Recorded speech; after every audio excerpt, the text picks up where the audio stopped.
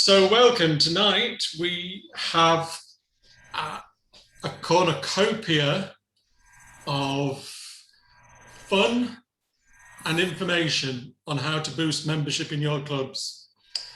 Tonight we're talking about membership growth and retention, overcoming the hurdles. Now we've got about 29 people on the call. We're expecting a few more.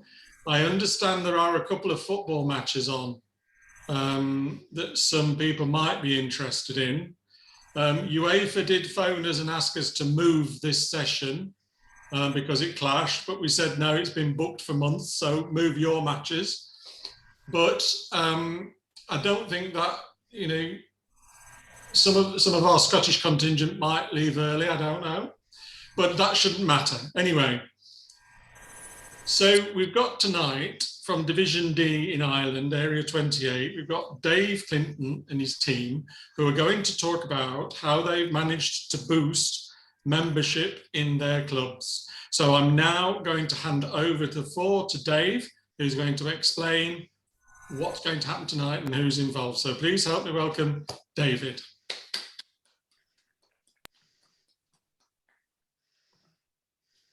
I am the master of my fate. I am the captain of my soul. I am the master of my fate.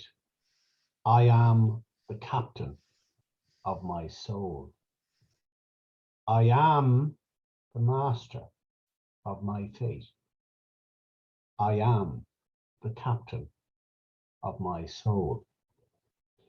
This evening, as your presenter of one of a number of presenters, it's my pleasure and my honor to present the Area 28 story. I'll be joined this evening by my assistant, Area 28 Director, Philip Slattery, who is actually the Area Director-elect for 21-22. I will also be joined by his assistant for 21-22, Peter McCauley, who will be talking to us about all things Kildare. And we will be joined also by Emma Fahy from Maynooth, the current president of Toastmasters in Maynooth. And I believe that we may be joined by a further president from Athy, but we'll see how that goes later, Philip. I'm looking forward to a great evening, and thank you all for joining us at this juncture. For those of you who are a little bit unsure as to where Area 28 is, it's in the county of Kildare in Southern Ireland. We're a little distance away from Dublin, and we've a population in excess of 220,000. It's known as the Horse County. It's the home of the legendary singer, Christy Moore, whom you may have heard of. And of course, it's renowned for the famous saint, Saint Bridget. But these are just a few of the stories and the historical elements associated with Kildare. Our team tonight will talk about their experiences in the last 12 months, how they've managed to face the challenges that we all faced from February, March of last year to where we are now. And they rose to meet those challenges and moved on to another place, another country, where we never expected to be before in terms of our membership and in terms of how we engage with one another. I'm now going to share my presentation with you, and we get things kicked off. And yes, indeed, we have the first slide ready to roll. Oh yes, I always like a drum roll. And as Danny said, this presentation is about overcoming some of those hurdles we faced over the last 12 months and our particular secret sauce of success. Now, in order to achieve that, we had to put together a crack team. Now, I don't know who any of these guys are, but as you can see, they're a bit like the team from Men in Black. And at great cost, we put a team, a professional team together to address challenges, to address the fact that some people weren't going to engage too easily with the new place we found ourselves in when faced with the challenges of COVID-19. But you know, as Rocky Balboa would say, you know, this was a time for champions, and every champion, as we know, was once a contender that refused to give up. Area 28 stood up and got on with the task in hand. And this particular county that we call Kildare, a suburban county, it not only it faced the challenges that were thrown upon us by the restrictions, but in the county of Kildare, you have to remember that we have quite a sparse county, that while we have the second largest population in the country, there is a divide between rural and urban. But we set about our task in the following way. We realized very early on that there were many opportunities we could take up and take action, which would help us overcome the challenges of retaining membership and growing membership. And some of those things were that we needed to reconnect with our membership. Some of our members fell away because they were tech challenged. They weren't sure what to do. So they stepped back from where we were at as Toastmasters and said, this is not for us. But for many clubs, they reconnected. The people who were involved with the committees decided, you know what, we'll make a phone call. We'll send them an email. We'll send them a text. We'll keep in contact. And we will help them to stay with us through this time. And hopefully it'll bring us the rewards that we would hope to bring. We looked at retaining our membership and growing loyalty through recognition. Now, recognition is not all about certificates and badges and qualifications. Recognition can be the fact that we recognize experience and we say to people, we need your help, we need your advice. And in the early stages, we called upon quite a number of older, more experienced members to ask them for their advice in how to deal with the crisis we were facing. And this whole process of engagement that we conducted to retain our membership went around the county a bit like wildfire. The phones were on the go, people were on the move in ways that they had never done so before. Emails and hotlines were used frequently and often to contact people and to stay in touch.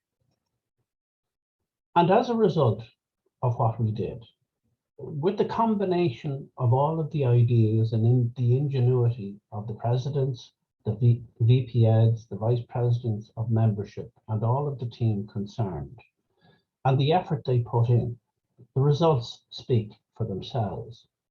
At this point in time, we see where the membership is at. As Daniel Saunders indicated in his email today, we achieved a success rate in excess of 9% growth overall. That's net growth, by the way. And when you look at the numbers here, what's extraordinary is that the highest membership is in the club with one of the lowest population centres in the county. I'll say that again. The highest membership of any club in our area has one of the lowest populations. It's outstanding. And that is down to the efforts of the club involved and how they changed things up and how they went about their business to increase their membership by more than 50%. Now that figure says 30 there at the top of the screen. It's actually now 31, and I believe it may be 32 before we get to the end of June. Newbridge Toastmasters International, which is my own club, this was formerly known as the Plain Speakers. We managed to retain our membership of 21 and increase by one more. Maynooth almost retained their membership when a large contingent of their members stepped back initially. They were an older cohort of members who had some technical challenges, but they have almost retained their membership of previous years by achieving 23 and also achieving President's Distinguished this year. Now, some of you may be looking at the numbers relating to the DCP points for Kildare and Newbridge. Kildare achieved this great result as early as the start of March.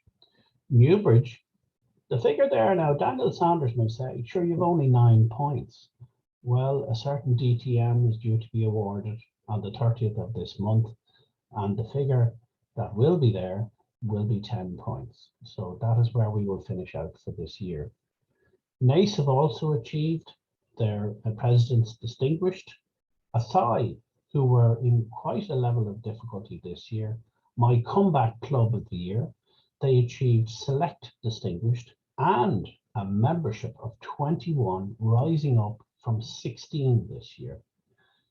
Clane had some difficulties, but to be fair to them, they did bring in some new members.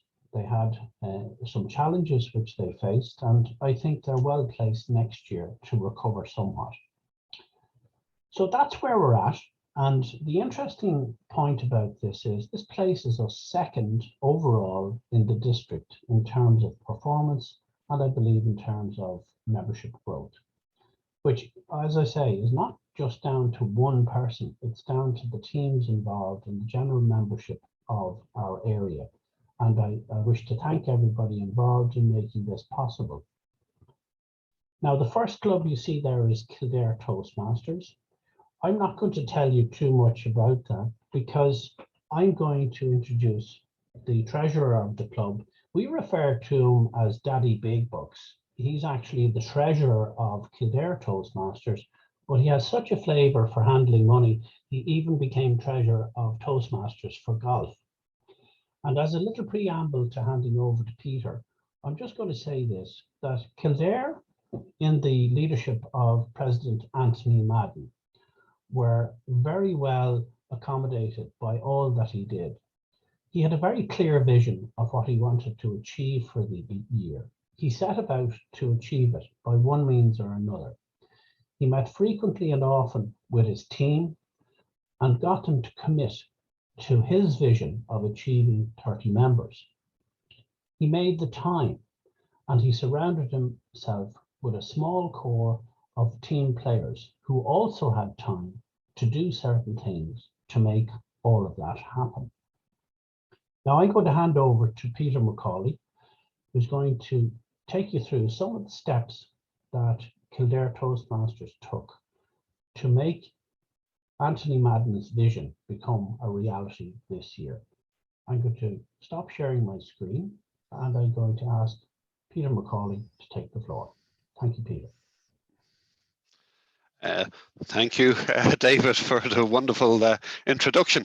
I've never heard the word big bucks, but it's something David has made up based on misinformation. But as David said, Kildare Town did create a lot of noise this year, and it was very much the vision of the president this year, Anthony Madden, that he stated last August that he wanted at least 30 members in the club for the year. And that was a very, very high bar he set. And we really weren't overly confident that he would do it. But as David said, he had club committee members every single month without fail. I think it was the first Thursday of every month. And he had an agenda on that and he pushed that agenda. But he himself then went out and met with some local organisations. So the first thing he did, he met with the National Stud, which is just outside Kildare Town. And the National Stud has this phenomenal new interactive display room about horses in Ireland, about horse racing. And Kildare Town Toastmasters were some of the first guests at that. And that created great camaraderie and a great teamwork that anyone, even if you wanted to be just a guest of Kildare Town Toastmasters, you were invited to try this new interactive event out that nobody was going to see for the next 12 months. It only opened actually last week to the public. And that was the start of it. That created a bit of excitement. And even though our meetings were being held on Zoom, it gave us a chance to meet up. And then he started these theme nights. And the first was actually about the National Stud and horses. and we had an open night. And thankfully, the open night was in the middle of the sort of lockdown, open up and lockdown again. And we hired out the local community hall rather than the room in the pub that we had. And that meant we could have plenty of social distancing. And again, the open night was about Kildare and the heritage of Kildare. And our membership manager, Dwayne, created a fantastic slideshow with music in the background. So it wasn't just about speaking and Toastmasters, it added a little bit more to the meeting.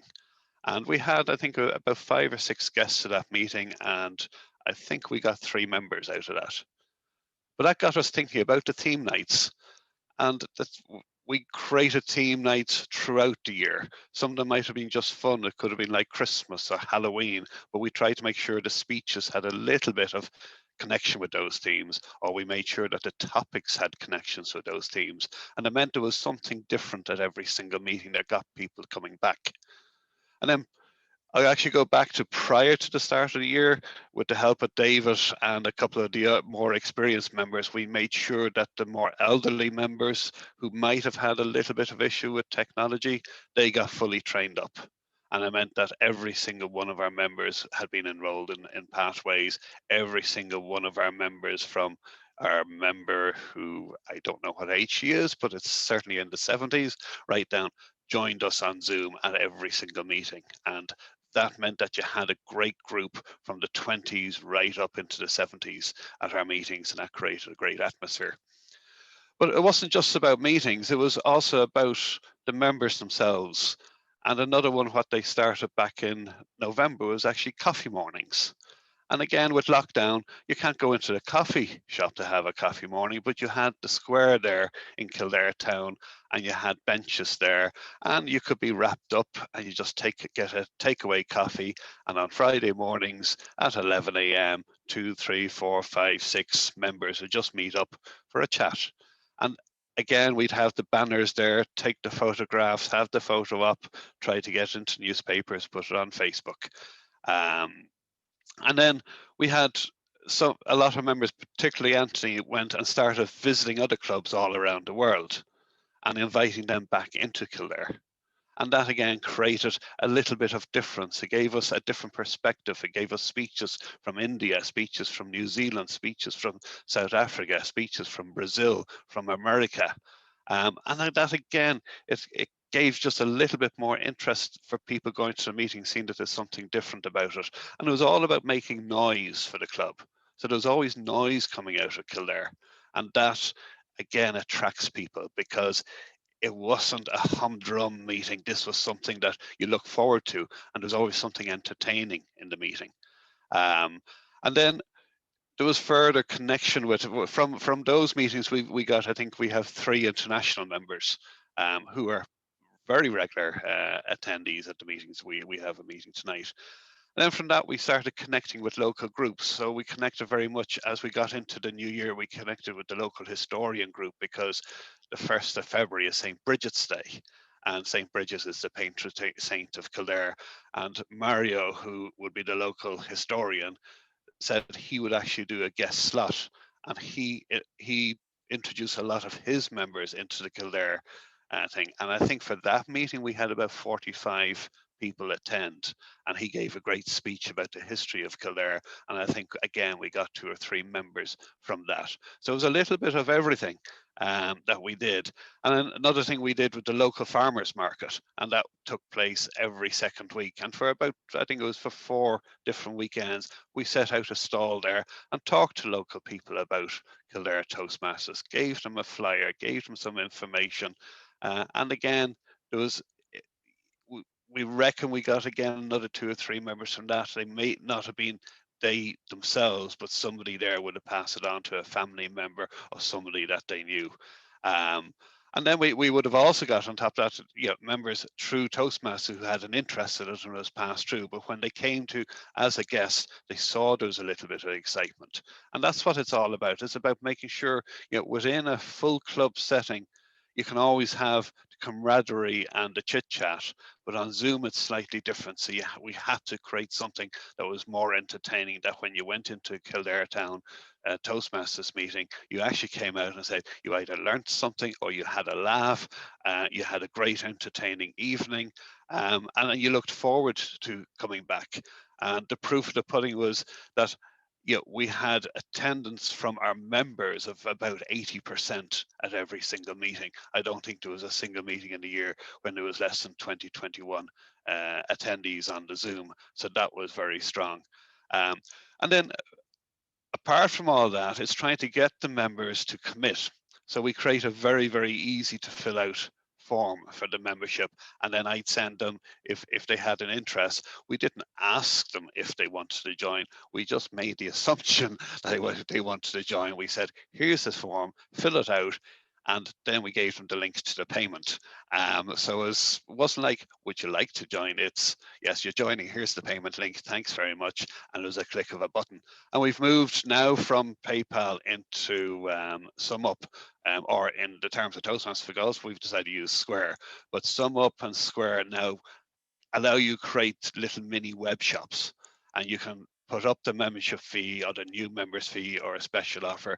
Single click, they can pay by Google Pay, credit card, debit card, at the touch of a button, very, very easily. But all of what it was all about in Kildare was creating a lot of noise. It wasn't one particular element, but the driver was definitely Anthony Madden, who, yeah, he did have the time, but he had a vision for it, and he made sure that he brought the team along to make sure that he succeeded in it.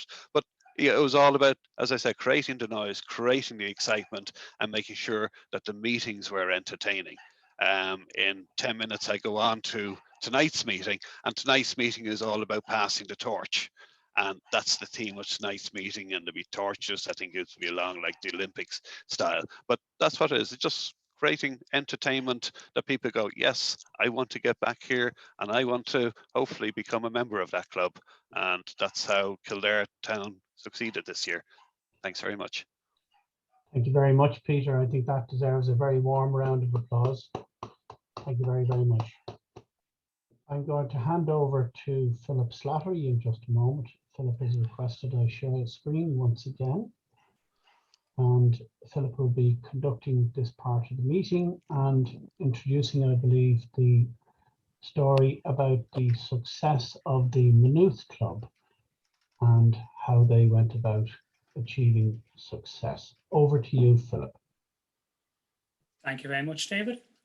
So the one thing in Maynooth that always strikes to us is every year since we've been chartered, we've been President's Distinguished. So the important thing was for this year's incoming committee was to try and keep that going again. So it was important to make sure not only that we kept the members from prior years, we brought on the new members that were needed to ensure that we got the 20 minimum needed to qualify for the Distinguished Club Programme. So I'm going to pass you on now to the current club president, Emma Fahy, who's just going to take you through a couple of things here that you can see on screen for what, as a club, they did during the year to try and encourage new members and to retain the old members. Emma, the floor is yours. Thank you very much, Philip, and good evening, everyone. So we went through a bit of a challenging year in terms of membership at Maynooth. So at the end of last year, we would have had 25 members, and at the beginning of the 2020-2021 term, we had a lot of attrition straight off the bat. So immediately we had 9 members out of those 25 who decided that they wouldn't return to the club for one reason or another. And we had other members who were maybe a little bit unsure about whether they wanted to continue their Toastmasters journey online rather than in person. And by the end of September, we only had 8 paid members registered with Toastmasters International. We also had another little blow in that our usual venue was unavailable. So not only due to the COVID restrictions, but there was also refurbishments taking place at the venue. So even in cases where it might have been possible to meet in person, we didn't have our venue available. So we stayed online for the entire year. And I think our focus really was on just sticking to the basics and doing them well. So making sure that our guests and members felt welcome to the meetings. So we pride ourselves on being a very friendly club. So we make sure that the Zoom session is up 30 minutes in advance. We meet and greet beforehand. We make sure there's some light-hearted conversation going on, some laughs and jokes, and just get the atmosphere, get a jovial atmosphere going. For guests, just to make sure that they have they had the committee member contact details that we were offering to assist with any questions they had, and that somebody was chatting to them at break time. And also we use Zoom polls from time to time for, just for fun or to make decisions. And with our regular members, just keeping up that contact all the time, and the engagement. So regular emails, Facebook posts, making sure all queries were responded to, and just generally being available to anything that people may have had questions about. And with guests, we didn't really go in for the hard sell. As mentioned earlier, we just, after a couple of meetings that they had attended, we would just send on the membership details and make sure that payment was easy. So we were also using PayPal or bank transfer, which is fairly easy to do for everyone online, and making sure that both meeting achievements and educational achievements were recognized. So with meetings, just making sure that we were having positive and constructive evaluations, that everyone was thanked for their roles, for taking part in roles, and that pathways level completions were called out with words of encouragement and a round of applause. And making announcements on our Facebook as well, especially around club contests. And one thing that really stood to us was using our network. So, our older and more experienced Toastmasters, using their network of Toastmasters contacts throughout the area and the country. And by doing that, we were able to organize a couple of great workshops early on in the year, which really the membership really enjoyed. And it also meant that we had a good turnover of visitors and new faces to the club throughout the year, which just kept that little bit of interest in the club as well. And something a bit different. We had a couple of international visitors from time to time as well. So it took until mid-February before we actually reached our 20 members, and we just had to really remain patient and have faith that what we were doing would work out in the end. And we were lucky enough to finish out strong. We finished the year with 23 members. So yeah, it was a challenging year, but rewarding for everyone involved. Thank you.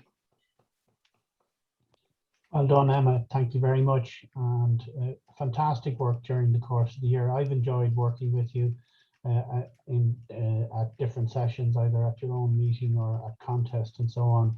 And one of the things that few people know, of course, is that Emma is particularly good as a topics master. So if you're ever looking for someone, Emma will be ready to step up and take up the challenge. Another great learning, I suppose, from what I've seen in Maynooth and elsewhere, is the take-up of the membership in terms of attending Zoom Academy training.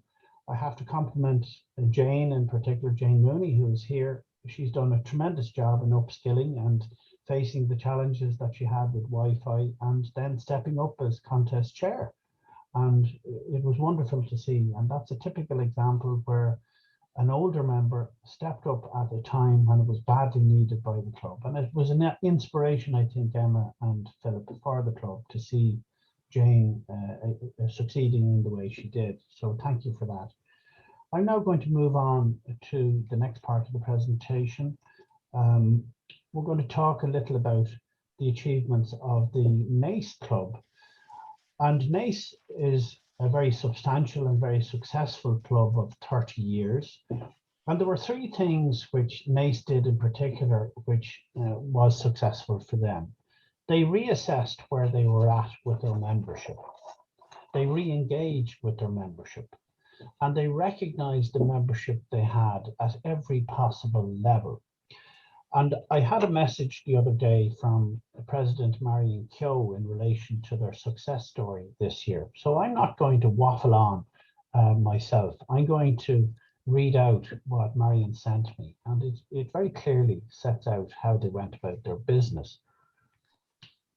And in the words of Marion, I believe the lockdown gave people time to reflect and begin tackling their fear of public speaking. And Zoom meetings made this possible. So they took up an opportunity at a very early level.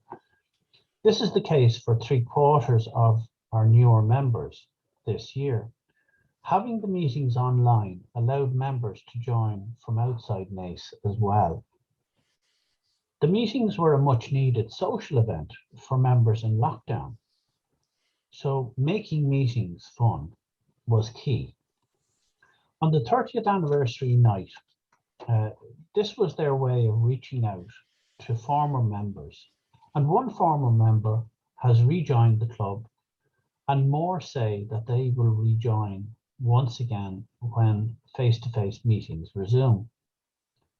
What's key to all of this, of course, was making that phone call, texting former members, checking in on them during lockdown, and it was very much appreciated.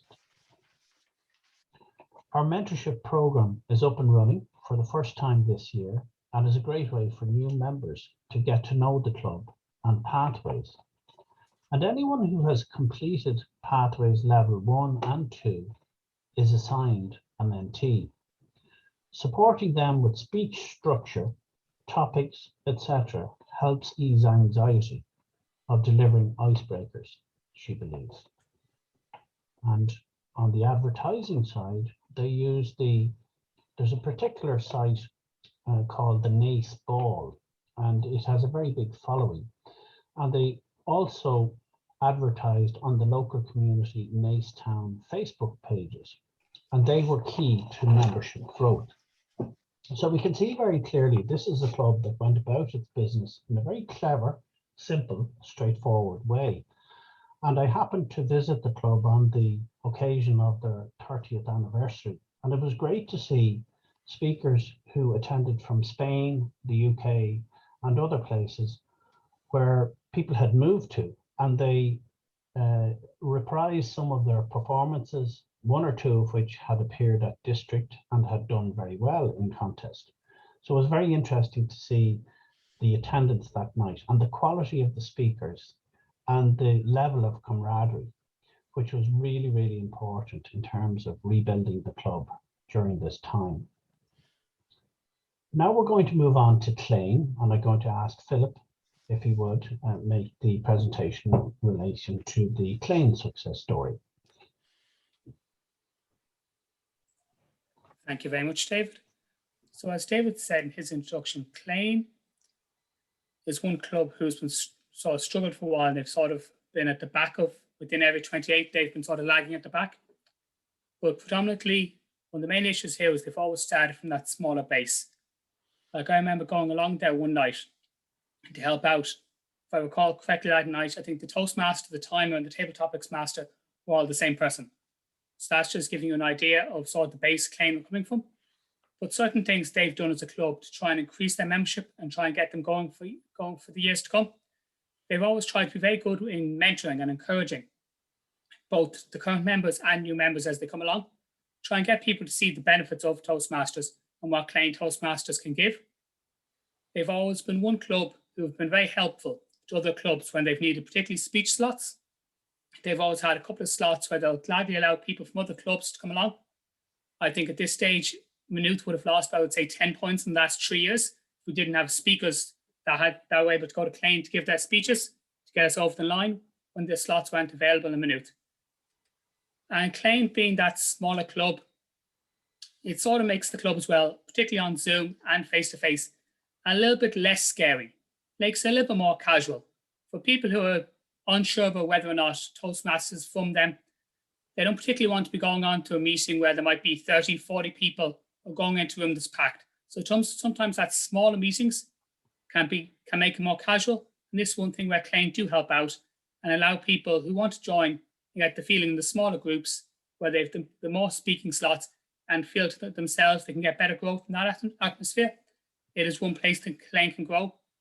And that there's been a lot of work done between Clane this year to ensure that while they got their 5 points this year, but failed on the DCP on memberships, they put themselves in a great place where next year they can go past Distinguished Club, look at Select Distinguished, and possibly President Distinguished is within their reach next year with the planning they've put in this year and prior years. Under the strong committees they've put in place, and they certainly will be one club to watch in the area. Back to you, David. Thank you, Philip. Let's hope that they'll be the comeback club next year that shows us all the way. We're now going to move on to our next club, which is my own home club, Newbridge Toastmasters International. When I took over the reins as president of the club, I was very quickly faced with a situation which I had to deal with, and which we managed to overcome, and we managed to move forward on very quickly. We decided at the AGM last June that we would rebrand the club from being called the Plain Speakers to the exciting title of Newbridge Toastmasters International, to reflect our vision of where we were going. We were hoping to engage with joint meetings internationally, and we were actually thinking of twinning with a club in another country. So we went about the rebranding process. The alignment of the club went from being in Division M to being in Division D. And the realization, of course, by all of the membership was that while we were rebranding and moving, we were now distinguishing ourselves from another club, Mace, Toastmasters, whom we had been associated with for quite a long time by virtue of our geographical location. So that was an important start to our year. And having achieved success in the rebranding and the alignment process, I and my team went about conducting our affairs for the year. We quickly made contact with a number of clubs internationally. I'm happy to say we conducted joint meetings with the Bridge speakers in Dusseldorf, and also on 2 separate occasions with Warrington Toastmasters, whom we've built up a really excellent relationship. At the end of the year, we also held a joint meeting only just a week gone with all 6 clubs in our area, in the Area 28 part of the world that we live in and work in. And it was nice to see for the first time that all these clubs could come together, present and work together as one cohesive unit. And it will be something which I hope Philip will repeat next year during his tenureship as area director. As Philip indicated, very quickly we assisted our membership in upskilling and inviting them to join the Zoom Academy to upskill so that they would be sufficiently confident and capable to handle anything that might occur from a technical perspective in meetings. The one thing that became apparent was that despite the challenges of online meetings, word of mouth was terribly, terribly important. And we have a member who has now just become the VP membership for 2021-22. She's an older lady in our club, and she was responsible this current year for bringing in about 6 new members. And the reason that occurred was, as Philip was indicating, and Emma also, that she was involved in the community and had a great sense of the grassroots and where people were coming from.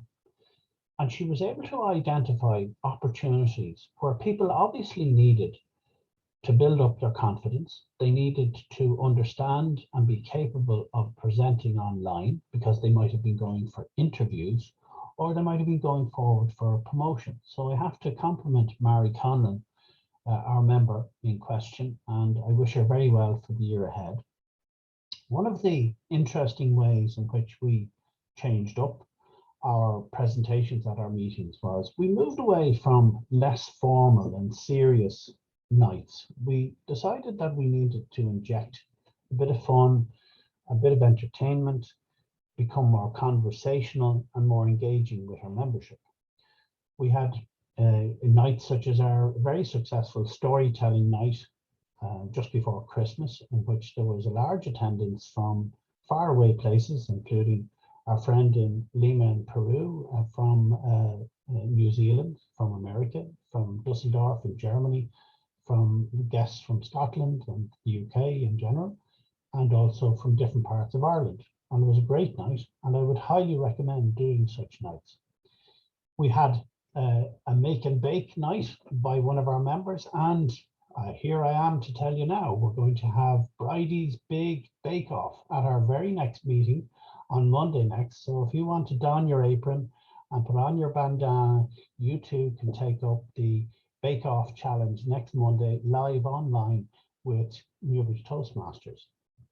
In addition to this, our president, our VP Ed, took it upon herself to conduct separate educational workshops relating to the Pathways program and to Easy Speak, which enabled quite a few members from our own club and from other clubs to go about understanding the Pathways program and to engage better on Easy Speak, which has been a challenge for quite a few people, not just during this current year, but in previous years.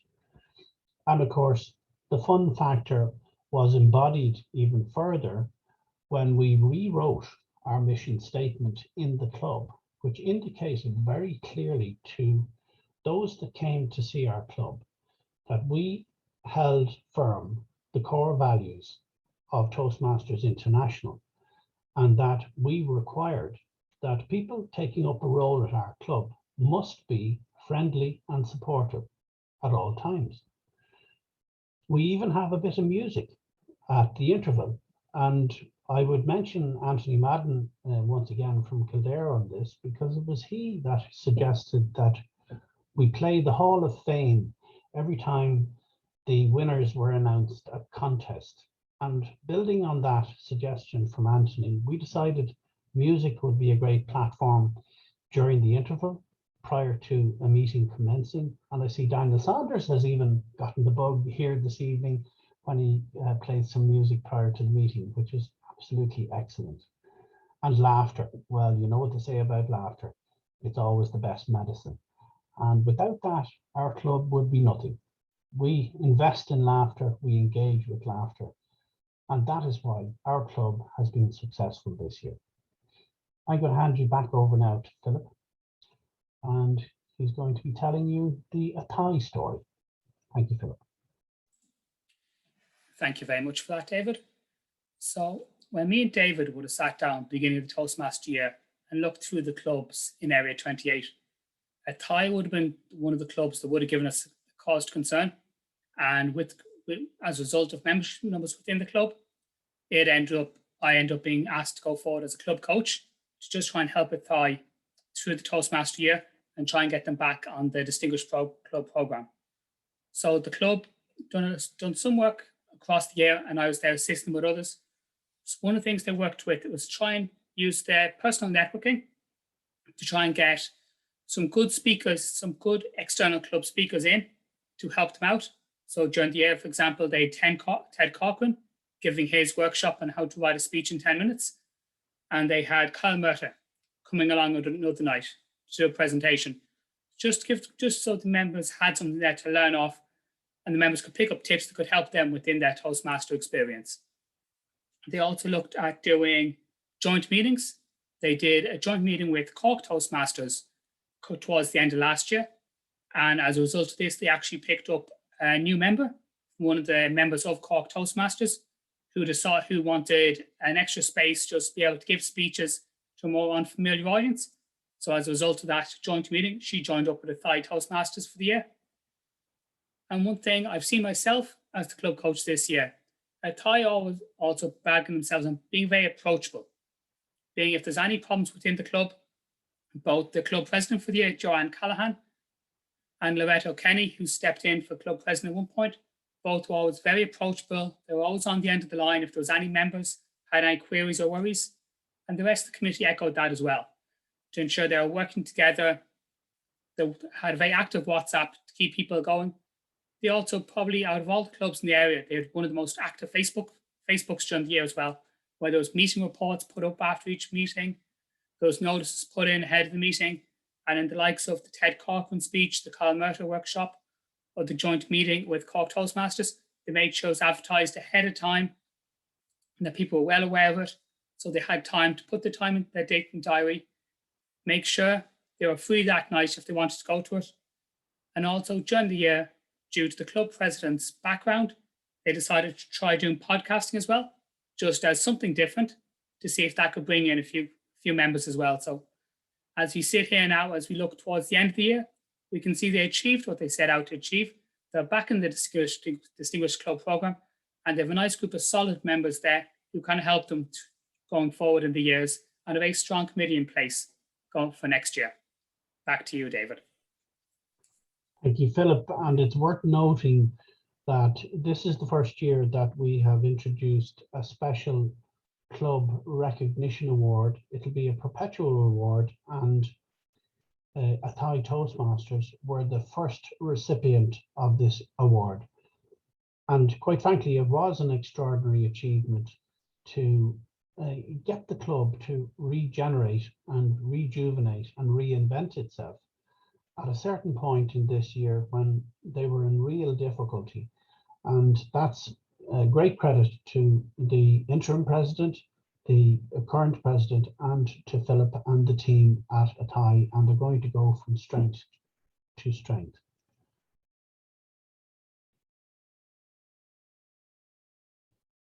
Now, I don't know who put in that round of applause there. I suspect it was Philip Slattery giving himself a round of applause, but what can I say?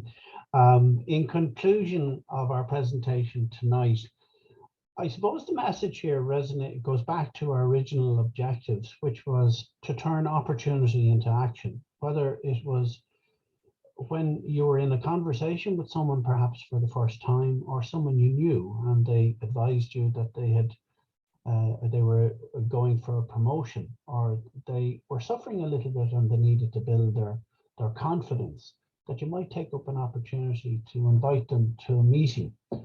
Or if you saw an opportunity to advertise your club in a special way, be it taking an opportunity to take a stall at a market or a fair, or to have a special coffee morning in the open air and put up your club banner and invite locals to chat with you and to advise them about your club.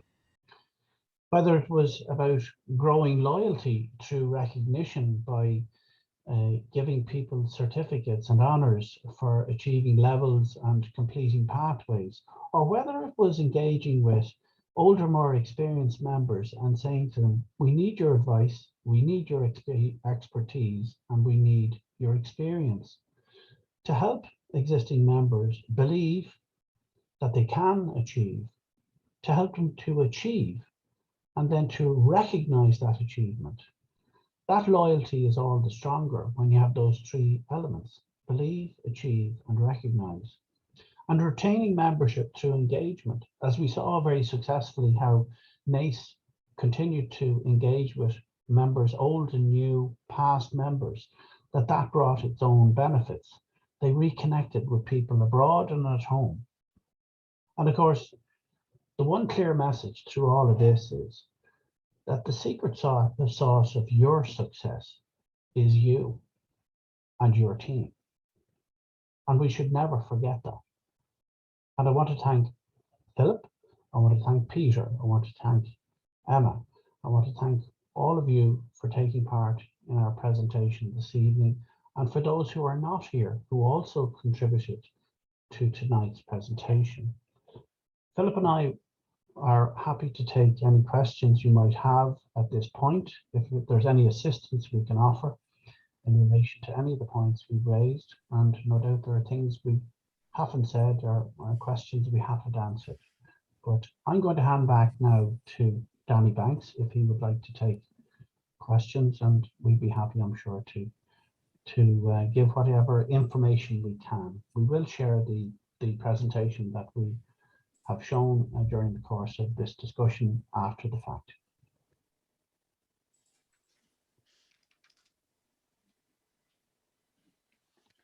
Thank you very much for that, David. Do we have any questions, first of all? I think Elizabeth has a question. Elizabeth. Yeah.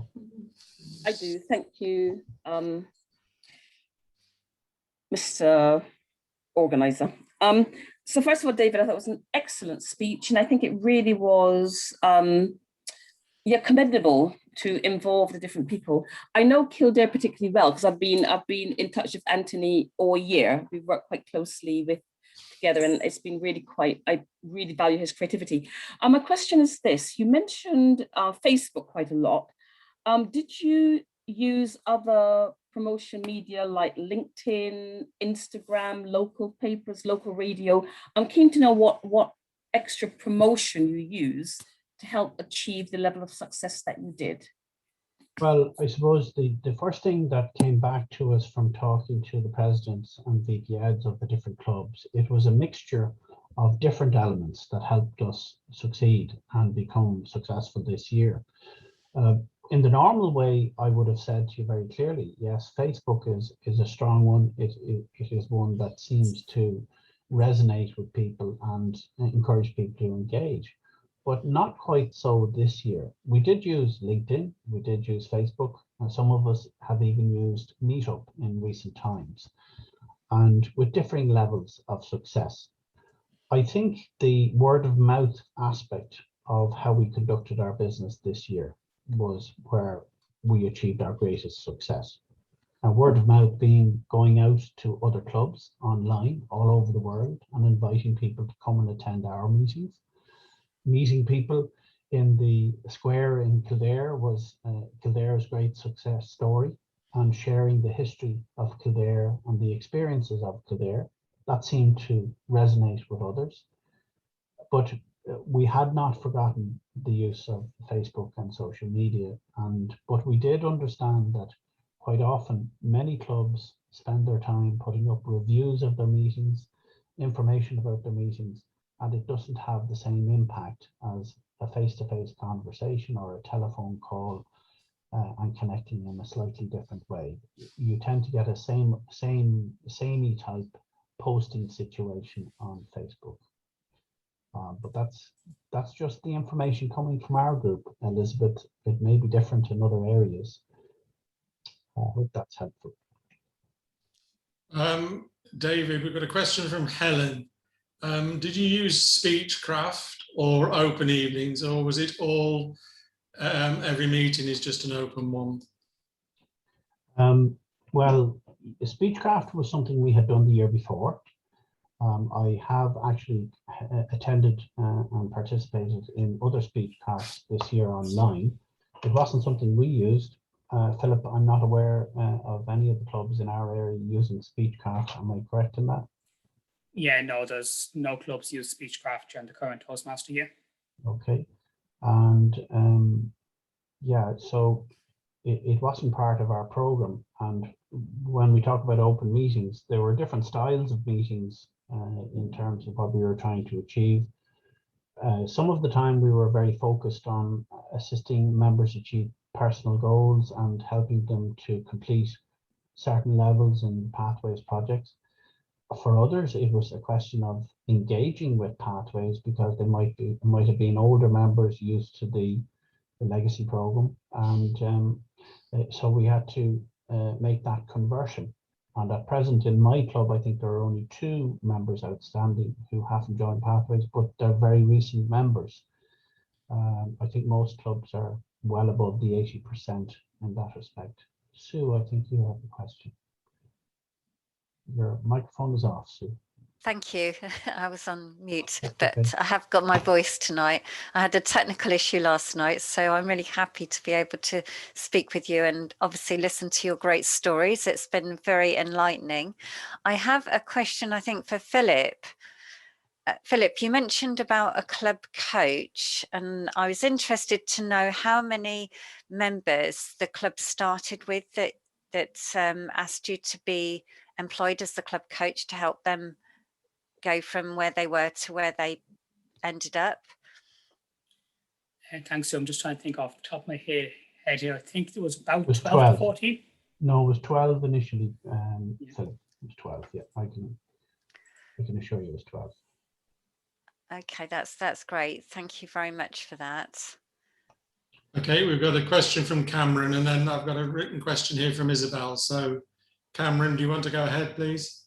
David, a great speech tonight, and it was just a little thing about that you dropped the cost to entice people into the clubs, or Did we drop the cost to give a special rate? Is that what you're saying? Yeah.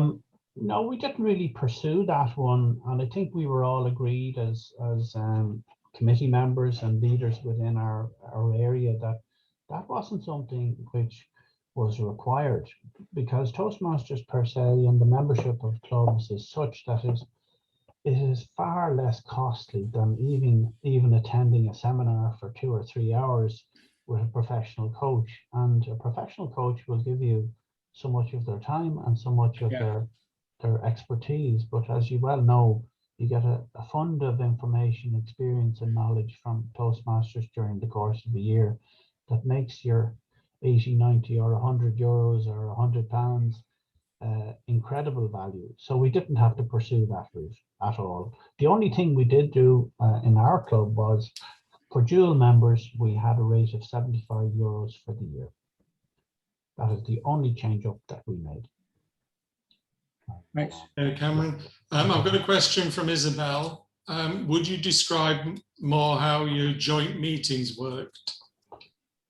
Yeah, the joint meetings, I personally, I suppose, took it upon myself to contact certain people I knew in different countries who were involved in Toastmasters, and I put it to them that we would like to connect with clubs with a view perhaps to move towards a twinning arrangement, that we might have a fixed joint meeting situation maybe 3 or 4 times a year. And based on the advice I received, I then approached those clubs. I was keen to see how continental Europe worked differently to our district, so I approached a club in Germany, in Dusseldorf, as it so happens, where one of our members is based, and that member has chosen to be with us rather than the local club. But we had a good meeting with the bridge speakers in Toastmasters and bridge speakers in Dusseldorf. It was a very enjoyable situation. And we changed it up a bit in that we asked the president of that club to find out everything they could possibly find out about Ireland and Kildare, and my job was to find out everything about Dusseldorf. And we swapped over many times during the course of the meeting with different tidbits to make it interesting. But yes, it was very enjoyable. And it was a question of reaching out, and many clubs wanted to have joint meetings. We weren't greedy. We shared out the roles. One club would be a general evaluator, the other club would be Toastmaster. Each club would provide an equal number of evaluators and an equal number of speakers, and I think we may have even had 2 table topics masters. So that's how you do it, folks. Thank you. And Martin, you've got your hand up. Very, very interesting presentations there. Just a few remarks. I'm a Vice President Education in Hellfire Toastmasters Club here in Dublin. My first remark is you talk about the team. I don't mind saying that in our club, the team is myself. I don't really have a team, and I'm up against a blank wall. It is There's no other, for instance, there's no other member of my club here tonight. So I found that I'm doing a lot of the work myself, and that's including doing the annual accounts. I happen to be an accountant, and organizing all the meetings. I've recently organized our annual social event. So that our first challenge as a club is to try and get people involved in working for the club. Very difficult. I don't know whether any of your panel have any answers to that, but I'm just saying it. Another thing that struck me about the Kildare clubs, I know that places like Maynooth and Selbridge are semi-dormitory towns for Dublin, but they are really rural in many respects. So we operate in Dublin, in the Ballsbridge area. So there's a whole different dynamic between an urban club like ourselves and a rural club. I mean, we can't go out to a farmer's market and we wouldn't even know who the local community clubs are, groups are. That is our fault, I would say. But that's my issue. I think there are a lot of very good ideas here. I like the theme nights. I like the coffee mornings. And I've just picked one or two here, connecting with the local groups like historians and entertaining nights, etc., etc. One of the issues in our club is that our meetings only last 1 hour. Our members felt that they weren't up to it, of having a meeting for more than 1 hour on Zoom. Oh, we're doing Zoom all day and we're tired. Another problem is that a lot of our members would be of the same generation as myself. And by that, I mean they have one foot in Toastmasters and the other foot in the grave. So we have a lot of older members that may be weary. So that is my problem. But at the same time, and I think the biggest thing I learned out of this is once our new committee, and it's even difficult to get a committee going. I intend to remain on the committee, not as Vice President Education. I've got a very young lady to take over that position because you need new blood, and that is good. But I think I have to, with this person, crack the whip and just when we have our committee up and running, and I think that's the first place you have to start and get those people engaged. I have really no specific questions, but I want to thank our colleagues from Kildare for organising this fine meeting here tonight, and most of all to congratulate the clubs. If you don't mind, I'll pick out one club. I think Kildare Toastmasters really, I felt, did quite a lot. And I think one or two of the other clubs found themselves in the same position, struggling.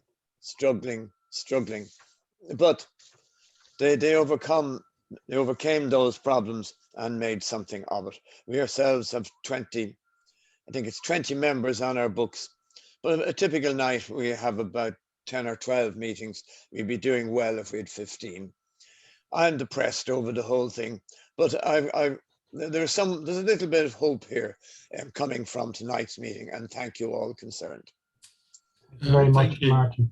Have you got any reflections, David? Any? Yeah, one of the things I have been very conscious of is that certain members have been fulfilling roles at officer levels for quite a number of years, and this year has seen a bit of a transition. In one such club that Philip was talking about earlier, there was a particular member who was Vice President of Education, I think, for 3 years and President perhaps for 2. And he has finally decided to step into a very minor role in the year ahead. I think he's possibly Secretary. So someone else is going to take that responsibility. So he's giving the latitude to finally let somebody else run the show. I myself had to leave Kildare in order to make it stronger. Now, did you hear what I said? I left Kildare to make it stronger because I personally felt that there was an overemphasis on my contribution to the success of the club, and I don't mean that in any big-headed way. Often we found ourselves in a situation where I was the person who had to deliver the extra DCP point in order to achieve the 9 or 10 points for President's Distinguished. Often I found myself as the person going forward for contest when others were not inclined. So particularly in this year of all years, I said, well, this is the time for me to depart and let the club run their own show. And boy, did they run their own show. And this program didn't start, Elizabeth, 12 months ago with Tony Madden. I've invested over 3 years in Tony Madden to bring him to where he is now. And I had to remind him of that a few short days ago to remember where he came from. He was quite lacking in confidence. He was quite lacking in leadership capability 3 years ago. But through the encouragement he received from the team, he achieved a CC10 and stepped up to another level. He started to participate in contests, and he's done a wonderful job this year, I have to say, as the president of Kildare Toastmasters. So my advice, Martin, is sometimes to make things better, you need to step back and into the shadows and let other people take responsibility. Okay, thank you for that, David. As we've just gone over the hour. I'm sure if people have got some questions, David will hang around and a few of his team. But I'd just like to pass over to Daniel just to give a vote of thanks to David and the team for their presentation tonight. So please help me welcome Daniel. Thank you very much. Thank you very much indeed. Area 28, Dave Clinton, Phillips, Slattery, and almost all of you everywhere. Lots of you contributed tonight. It's really been a privilege to hear your stories tonight. There are so many best practice examples that are the admiration for the whole district to learn from. We come to your doorstep as pupils. We really do. It's fantastic. I like the way you really systematically took down the challenges that COVID was creating in your clubs. I mean, you've seen Maynooth drop from 25 down to 8 and come straight back out the other side again. I've seen clubs who've lost 1 member and still don't know what to do about it. So that's a great example. But I think what really stands out for me is you have brought some fantastic innovations in how to make meetings fun and the rest of it. What you've really done, what really stands out for me, is you've created a culture of teamwork. And it's that culture of teamwork where you're all beginning to hunt as a pack and move together and work the plan together, work it in a timely and systematic way. That is a real standout achievement of leadership in Area 28 this year. And as Martin has pointed out, if your committee are misfiring all around you, it's almost impossible to get anything to change, anything to happen. So kudos to you for all of that. And I really hope we study these recordings and write up some of these best practice examples of leadership in action, because I think they will stand the district in great testimony. I'd now like to put a little pitch in for our next Tuesday training in a week from now. Just do a quick screen share. We have got Dec Kresge, Distinguished Toastmaster, is bringing to us the stagecraft of Zoom. And he brings to us an experience of over 50 years in the show business. I'm just going to drop the meeting link into chat. I've seen a quick taster of this workshop in my own club recently. It's very good. It's very engaging. There are wonderful tips about improving your impact online to the small screen and using your stagecraft to do that. So the link's in chat. So I'll stop sharing now. And Dec, I believe we're actually starting at 7 o'clock, if that's possible, or is 7:30 your preferred start? It's on the flyer. It's on the flyer. 7 o'clock. That was your timing, Daniel. You said I went by the, you know, when you're meeting Prince Philip or the Queen or whatever, it's always 7:30 for 8, half an hour. And in the theatre, it's always a half an hour call. But you insisted on 6:40. So 6:40 it is. So 6:40 for 7 o'clock prompt start. And I'm ready to go. I think everybody is ready to go. And do you know something? And I mean what it says on the flyer. You will learn more in that hour than you would for a 2,000 quid seminar that your company sends you on for 3 days. You know, I've been on them. I've seen them. I've been to the speaking seminars, you know, where you spend 2 hours, they're telling you how to breathe. We've all done that one, haven't we? And then we've done the other hour where they say, stand up and swing your arms around and run around the room. We've all done that one. And then you get 10 minutes of how to make a speech. But Ted Corcoran does it different. Ted Corcoran's wonderful at telling you how to make a speech. But I'll tell you the stagecraft of Zoom. I did my first television show at the age of 14, would you believe? And that was the Ed Sullivan Show in America, and that was 64 million people. I won't tell you what else I've done, but you probably know what I've done anyway. You put there's James is applauding like mad, and you just put my name into Zoom and you'll see all about me. But there we are. So I look forward to seeing you. I hope you can all join me next week, and trust me, it's going to be fantastic. Over to you, Daniel. Thank you. And I believe we bring the proceedings to a formal close at this point, but we'll keep the Zoom open for any casual conversation with the Area 28 team and Danny Banks. So